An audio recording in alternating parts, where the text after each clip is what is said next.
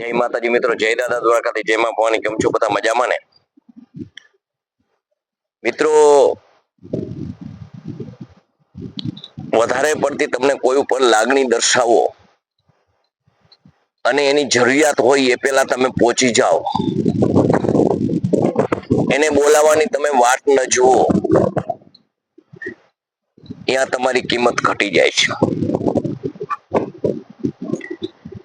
મિત્રો, કોઈ પણ વ્યક્તિ ની તમે જરૂરિયાત સમજી, એને મદદની જરૂર છે એવું સમજીને અને જ્યારે તમે દોડા દોડ એની પાસે તમે અંતરના ઉમળકાથી જ્યારે તમે પહોંચી જાઓ છો, એને તકલીફ ના પડવી જોઈએ.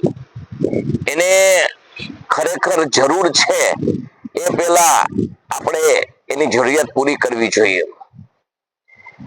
આવી વધારે પડતી જ્યારે તમે આ સમાજની અંદર તમે લાગણી દર્શાવો છો ને,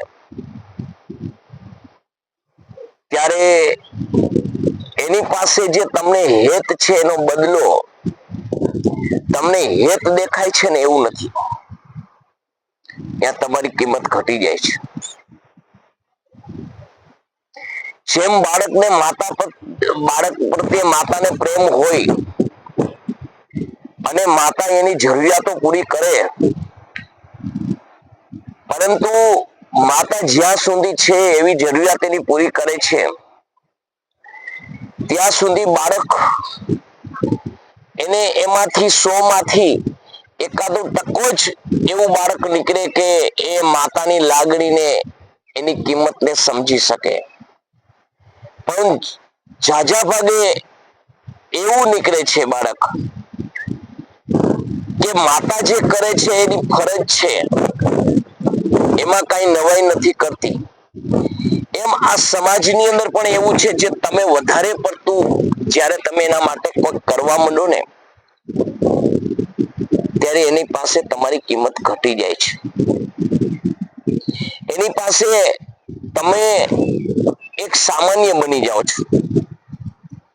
એક મહત્વનું પાસું હોય, જેનું સ્વાભિમાન આ તમે જેનું જાળવી રાખ્યું હોય, એ જ વ્યક્તિ તમારું સ્વાભિમાન અને સ્વમાનની કિંમત કરતું નથી.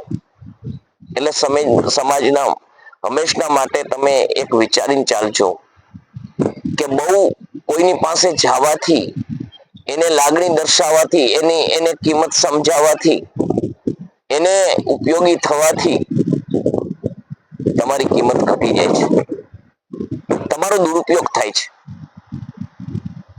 આ સમાજનો દસ્તુર છે કે જ્યાં સુધી માણસને ઠેસ ન વાગે ને મિત્રો,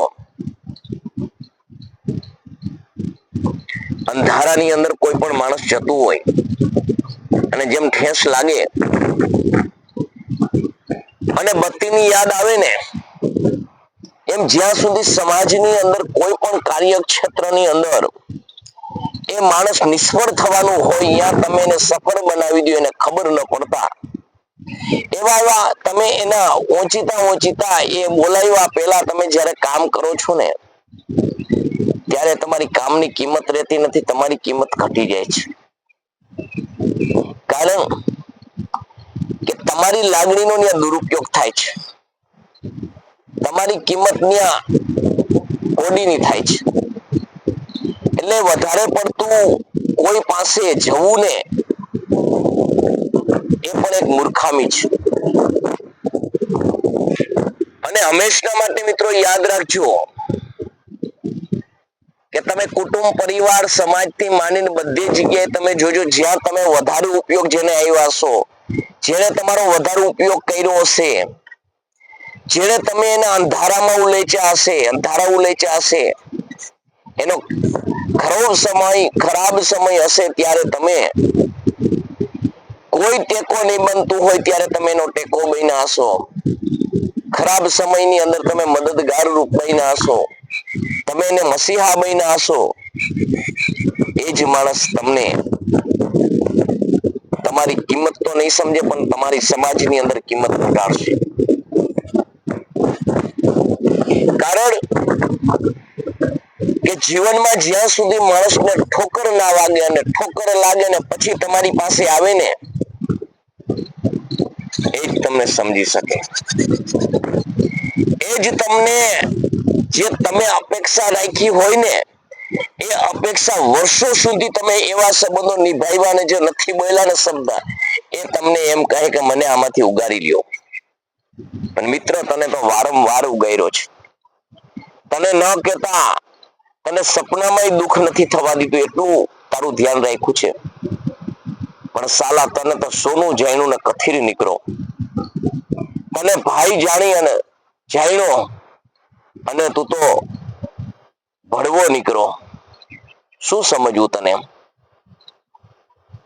એટલે જીવનની અંદર હંમેશા મિત્રો એવું છે કે વધારે પડતું જવાથી આપણી દેશી ભાષામાં કહીને તો તમે હેજડ કૂટા ગણાવો છો. તમે કિંમત વગરના ગણાવો છો. તમારી કોઈ કોડીની કિંમત રહેતી નથી.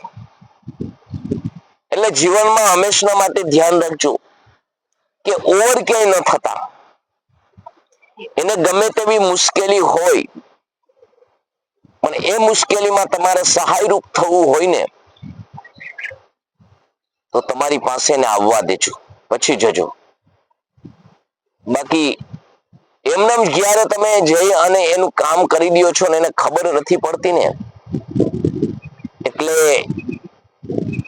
તમારા માથે કરોડો જાણે એના ઉપકાર હોય, એના પેઢીના ઉપકાર હોય એવો તમારા માથે એક વટ ઠોકે છે.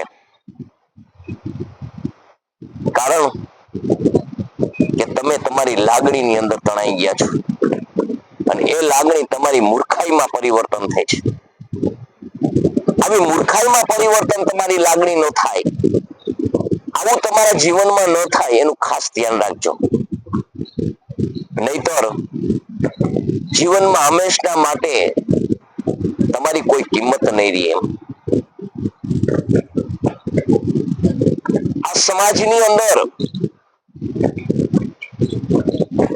જેણે જેણે પોતાના હાડ માસ કરી અને પોતીકું ધારીને કર્યું છે ને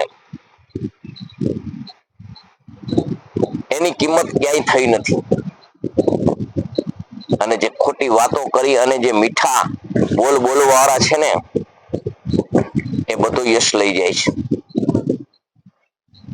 આવું આવું તમને સમજે છે આ સમાજ, આવું જ તમને વિચારે છે. એટલે હંમેશા માટે મિત્રો યાદ રાખજો કે વધારે પડતી લાગણી અને વધારે પડતો આપતા હોય સમય કોઈને તો એ તમારી મૂર્ખાઈ છે. મૂર્ખમાં નામ તમારું નોંધે છે. મારું મારા બાપનું ને તારું મારું સૈયારું આવું સમજવા વાળો આ સમાજ લાગણી શું સમજી શકે?